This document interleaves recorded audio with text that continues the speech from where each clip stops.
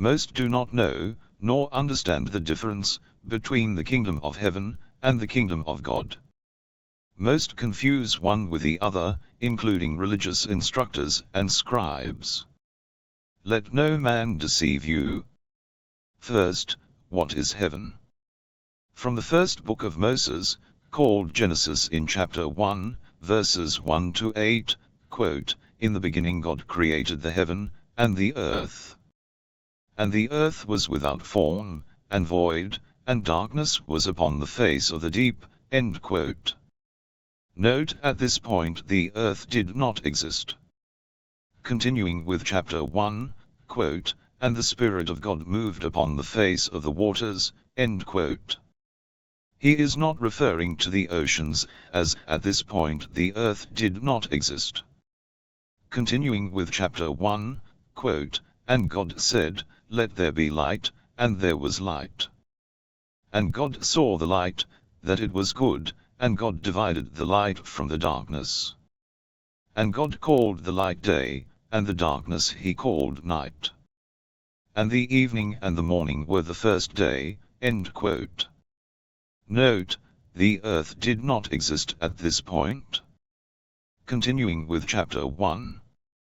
"And God said, Let there be a firmament in the midst of the waters, and let it divide the waters from the waters," end quote.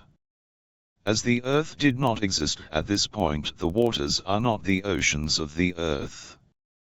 Continuing with chapter 1, quote, "And God made the firmament, and divided the waters which were under the firmament from the waters which were above the firmament, and it was so. And God called the firmament heaven," end quote.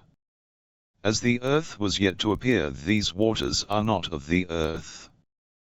Continuing with chapter 1, verse 9, quote, 9, "And God said, Let the waters under the heaven be gathered together unto one place, and let the dry land appear, and it was so."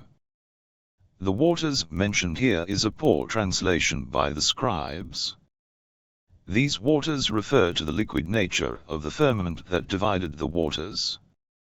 Continuing with chapter 1 from verses 14 to 18, quote, "And God said, Let there be lights in the firmament of the heaven to divide the day from the night, and let them be for signs, and for seasons, and for days, and years. And let them be for lights in the firmament of the heaven, to give light upon the earth, and it was so. And God made 2 great lights, the greater light to rule the day, and the lesser light to rule the night, he made the stars also." End quote. Note, the moon does not rule the night as assumed, as there are 4 to 6 days of the month the moon is not seen in the night sky.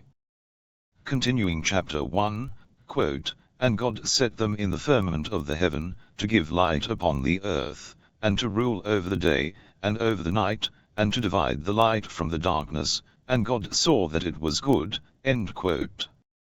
And in verse 20, quote, "And God said, Let the waters bring forth abundantly the moving creature that hath life, and fowl that may fly above the earth in the open firmament of heaven." So you can plainly see that the firmament of heaven is a vault or space in which all is created, and displayed to life the real self, an offspring and child of the light, the life of God. Next, the kingdom of God.